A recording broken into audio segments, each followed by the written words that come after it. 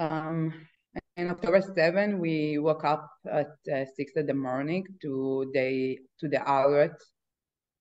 We both of us ran to the safe room. We start to get a message in the WhatsApp group from other people in the kibbutz that there is a terrorist and message for help me. We are alone. We have a terrorist inside our house. Please help us.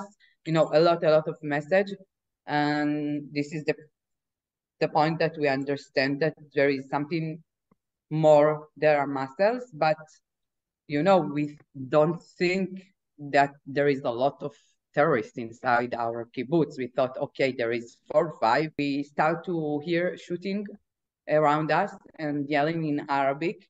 And this is the point that we really understand that something really, really big happened. Omri goes out from the safe room also, and they took 2 knives from our kitchen because we don't have a weapon inside our home, of course.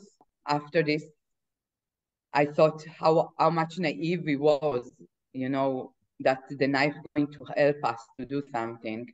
We understand that we need to be really, really quiet because they was near to us in this situation. And at 10:30, we hear like glasses breaking down. And this is the moment that they get into our house. We still being quiet in the safe room, but they start knocking on the door with a weapon. We hear them trash our home. All the clothes, all the glasses, they broke down. We hear all of this from the mamad, from the safe room. And they start yelling at us in Arabic and in English that we need to open the door immediately. We are still staying in quiet, but after 2 minutes, we hear a voice in Hebrew. This was Tomer Valiaz, rest in peace. That is also Dikla's son, the partner of Noam,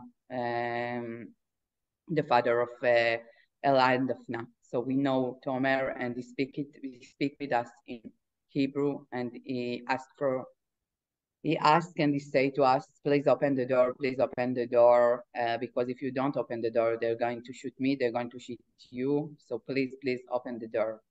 And in this moment, Omri and I understand that we need to open the door, because I don't know if it was the smart thing to do. Really, I really don't know.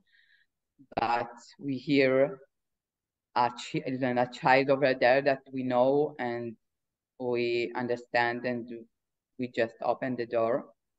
At this moment that we open the door, they start yelling at us, they push us to the kitchen, to our kitchen. We're sitting downstairs. I was with Alma and Omri also, but Ronnie in this moment staying in the safe room because she's sleeping.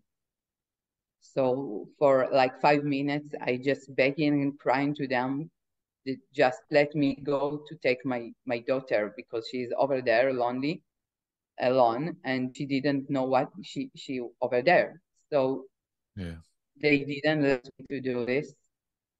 But Tomer, after 2 seconds, asked them also, and they give Tomer to do this. There was a 5-person monsters terrorist. I don't know really how to call them until today, because I don't know how to describe them. And to go with Tomer to Ronnie's room, to the safe room. And this is how Ronnie wake up when somebody that she really don't really know how take her, and there is a gun point to her, because I don't know what they think in their hand, what can 2 years old can do, but this is what they do. They just point of her the 2 guns. They told us to get up, and they took us to another home. They told us every time that they told us they are from Hamas, they are from Azadin, and they start to told us that they are Muslims and they don't want the citizens, they want just soldiers, and they don't do to us anything. Of course, with the guns point of us, and we are sitting in front RPG. The RPG was over there also. We're sitting in front of them, and we thought in our hand, okay, maybe it's going to be okay.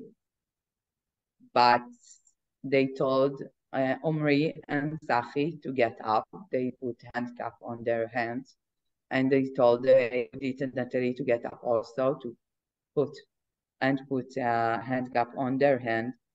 In this moment, I try and I say to Omri really quiet, but he, he's watching me, and I told him first sentence that I love him, I love you, I going to reach out to our daughter, I waiting for you, and please don't be a hero.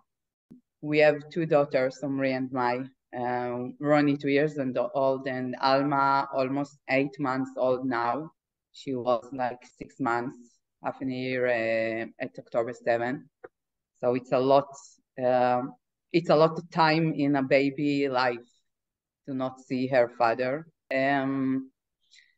Ronnie 2 years old. She knows things. She there is a thing that she understands.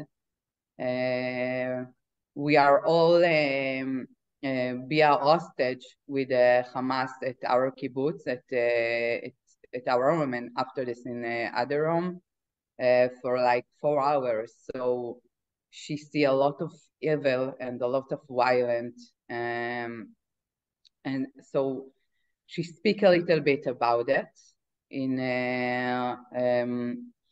She know that we can't come back to our home for now because there is a lot of shooting over there. She know what is shooting. She know what is guns.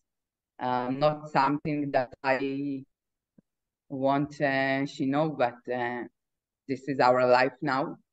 Yeah. She speak about it, that she's scared, that she's crying. And also about Omri, she say to everyone that daddies got lost. This is how she explained to her in her head that Omri, her dad got lost, and there is a lot of people that searching him now. Every day at the morning, she asks if today Omri's come, if today that is going to come. And every night when the days end and she understands that Omri don't coming today, it's not easy for her. We have a little ceremony every night, Ronnie and me, that we go outside and say good night to the moon, to the star, to the world, to everyone. We do it every night since she is like 1.5. And in these 2 months, we add more sentence to this, and we say she say to Omri, good night, Daddy. We love you, we waiting for you, and we missing you. Good night, Daddy Omri. This is her sentence. And we are always, I and my parents that with me, always say to her that Daddy love her, and Daddy miss her, and everyone search him.